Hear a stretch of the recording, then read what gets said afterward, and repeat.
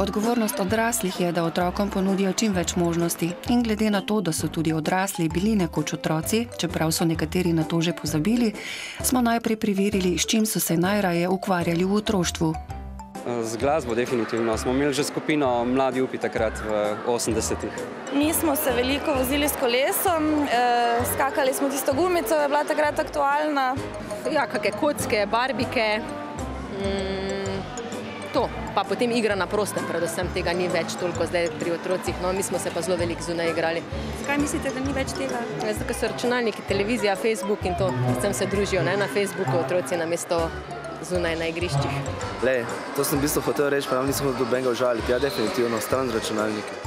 In s tem se strinjajo tudi organizatorji. Predvsem želimo, da pridejo na otroški bazar, da z otroki ustvarjajo, da vidijo, kakšne talente imajo, da si vzamejo čas za ustvarjati z njimi, za izobraževati, se družiti, se pogovarjati, ne samo, da jih pripeljajo sem in jih odložijo v posameznih kotičkih, ampak da se intenzivno ukvarjajo z njimi. In tako smo tudi mi preverili nekaj možnosti iz ponudbe otroškega bazarja. Se mi zdi, da vi malo bolj uživate od otrok v teh Lego kockah? Pa zgleda kaj, ja, to je takšna univerzalna. Za univerzalne starost, ni to samo za otroke, ne? Ste tudi vi igrali s tem, ko ste bili otrok? Jo, ja, seveda. Z Lego kockami. Bolj take enostavne, ne zdaj te, kako imajo zdaj te neke rakete, pa ne vem kaj so, ali ja, tudi ja. Lego kocke so tvoja najljubša igrača? Ja. Zakaj? Zato, ker moraš razmišljati, kako se staviš. In kaj trenutno sestavljaš? Letalo. Ja, zelo nam je všeč, smo bili že včeraj. Mija se rada igra z Lego kockami tukaj, tako da uživa. Zelo hitro se začela z Lego kockami igrati, ali? Ja, zelo zgodaj smo te duplo kocke že začele, rada jih pomaga mi pri sestavljanju, sama jih pa, ne vem, preklada sem, daja usta, sestavlja stolpe, podira in tako dalje. Polna je bila tudi delavnica Zveze prijateljev mladine. Danes ustvarjamo v bistvu iz naravnih materialov, iz konzerv, naredijo tak svoj lonček, nek unikaten lonček, kjer lahko pol dajo ali barvice, ne vem, radirke, karkoli, ker so različnih velikosti.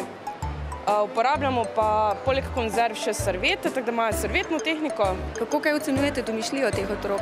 Zelo je fajna. Mislim, vidi se, da otroci imajo nekaj v sebi, no. Zdaj, če so starši zraven pol včasih, mogoče tudi starši pomagajo, ampak tudi otroci dajo svojo domišljijo ven, no. Ti se mi super, no, za take male otroke, včeraj tule glih ravno nekaj ustvarja, midva se pa malo vozimo še okrog. Na bazarkovem odru so nastopili mladi pevci pod okriljem festivala Korajža velja. Glasba je vsekakor zelo pomembna pri ustvarjalnosti, kot tudi pri sami korajži. Naš moto je Korajža velja, to se pravi, ni važna samo, bom rekel, posluh in glasba, ampak že ta korajža, da otrok stopi na oder. S tem dobi tudi izkušnje prebijati prvo tremo, ko je vprašan, recimo, ne samo pri petju.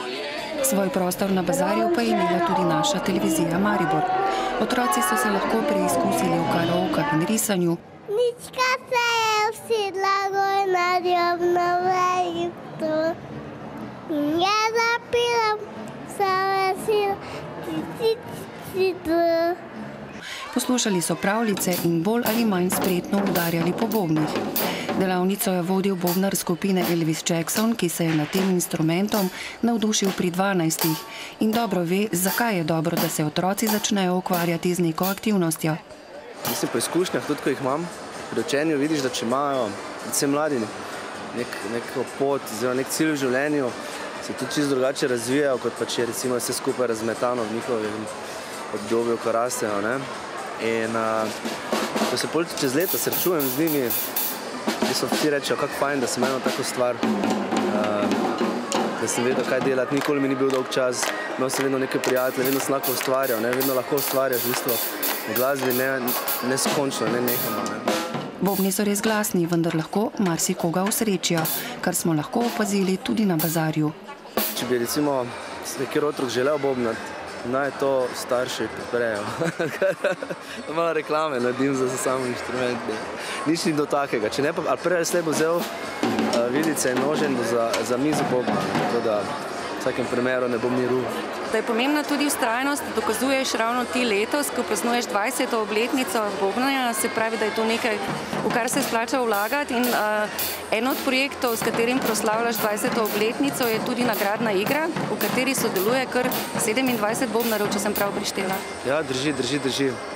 No, veš, to je ena pozitivna stvar, ki me tudi presenetila v tej nagradni igri. Moram reči, da sem z zelo velikim strahom vstopil, ker danes je zelo opadla aktivnost in, kako bi rekel, entuziazem in kreativnost mladih.